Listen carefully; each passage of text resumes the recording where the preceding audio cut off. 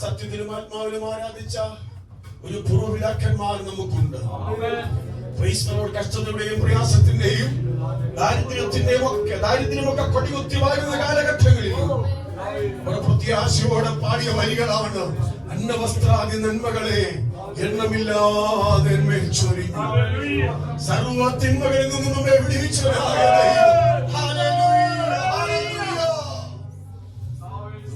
നമുക്കത് സമ്മതിക്കാൻ പറ്റും. നമുക്ക് ദൈവസ്ഥലേക്ക് നമ്മെ തന്നെ ഏൽപ്പിച്ചു കൊടുക്കാൻ, നമ്മെ തന്നെ സമർപ്പിച്ചു കൊടുക്കാൻ.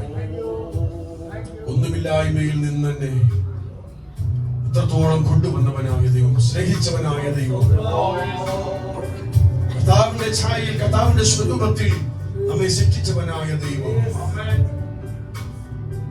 ആ ദൈവത്തെ നമുക്ക് ഒരിക്കൽ കൂടി സമർപ്പണത്തോടെ, താഴ്മയോടെ, ബഹുമാനത്തോടെ നമ്മുടെ കർത്താവിനെ ഒരിക്കൽ കൂടി പാടി മഹത്വപ്പെടുത്താം. ഒരു സമർപ്പണത്തിന്റെ ഗാനം.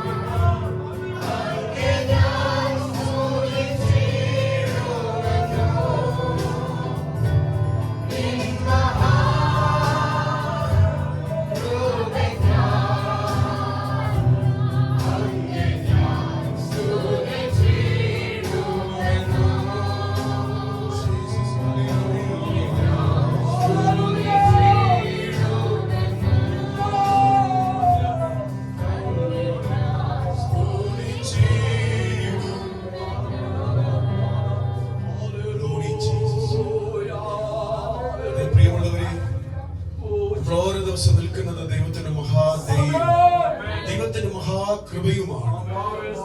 നമ്മുടെ ആരോഗ്യമാണ് നമ്മെ ഇവിടം വരെ നിലനിർത്തിയത് നമ്മൾ ഒരിക്കലും പറയരുത്. എല്ലാം ദൈവത്തിന്റെ കൃപയാണ്.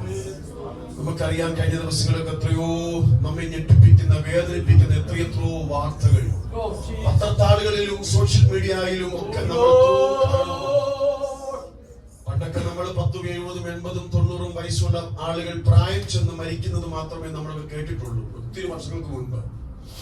എന്നാൽ ഇന്നൊക്കെ നമ്മൾ കേൾക്കുന്നത് വളരെ യൗവനക്കാരായിട്ടുള്ള എത്രയോ ആളുകൾ കോവിഡിന്റെ എഫക്ട് കൊണ്ടോ വാക്സിൻ എടുത്തത് കൊണ്ടോ എന്തോ എത്രയോ ആളുകൾ പെട്ടെന്ന് അറ്റാക്ക് വന്ന് എത്രയോ യുവതിയുവാക്കന്മാർ ജോലി നേടി വിദേശ രാജ്യങ്ങളിൽ പോയി എന്തെല്ലാം സ്വപ്നങ്ങളും ആഗ്രഹങ്ങളും പ്രതീക്ഷകളും ഒക്കെ ആയിട്ട് വിദേശ രാജ്യങ്ങളിൽ പോയിട്ടുള്ള ഒത്തിരി ആളുകളുണ്ട്. വിദേശത്തായാലും നമ്മുടെ നാട്ടിലായാലും എത്രയോ യൗവനക്കാർ പെട്ടെന്ന് ഈ ലോകത്തിൽ നിന്ന് മാറ്റപ്പെടുകയാണ്.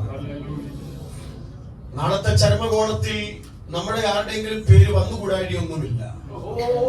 പക്ഷെ ഇന്ന് നമ്മെ തന്നെ ഒന്ന് സമർപ്പിക്കാൻ, ജീവിക്കേണ്ടി വന്നാലും മരിക്കേണ്ടി വന്നാലും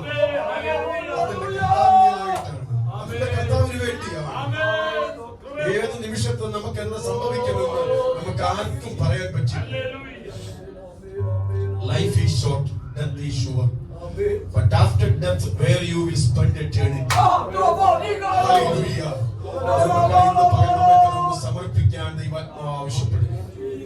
നമ്മളെ തന്നെ ഏൽപ്പിച്ചു കൊടുക്കാൻ ദൈവാത്മാവ് ആവശ്യപ്പെടുക. കഴിഞ്ഞ ദിവസം റാന്നിയിൽ 21 വയസ്സുള്ള ഇന്ത്യ പെന്തക്കോസ്തൽ ചർച്ച് ബോർഡിലെ ഒരു യുവാവ് ഒരു ജോലിക്ക് വേണ്ടി രാവിലെ കടന്നു പോകുമ്പോൾ JCB തട്ടി നെഞ്ചിലും കഴുത്തിലും പരിക്കേറ്റ് അനുഗ്രഹിക്കപ്പെട്ട ഒരു ദൈവവൈതൽ കർത്തൃസന്നിധിയിലേക്ക് ചേർക്കപ്പെട്ടു. ആ മാതാപിതാക്കൾ എത്രയോ വിഷമത്തിൽ കഴിയുന്നു.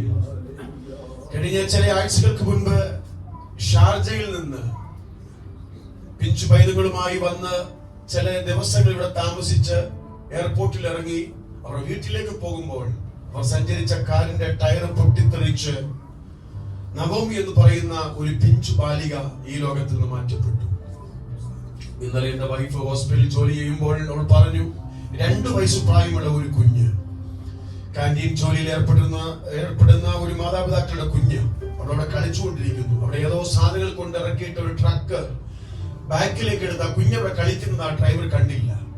ആ പിൻചക്രങ്ങൾ ആ കുഞ്ഞിന്റെ ശരീരത്തിലൂടെ കയറി ഇറങ്ങി 2 വയസ്സുള്ള പൈതൽ ലോകത്ത് നിന്ന് മാറ്റപ്പെട്ടു. മക്കളെ, ഇന്ന് പകൽക്കാലം കർത്താവേ, നാളെ എനിക്കോ ഞങ്ങളുടെ കുടുംബത്തിലോ എന്താ സംഭവിക്കുന്നത് എനിക്കറിയില്ല.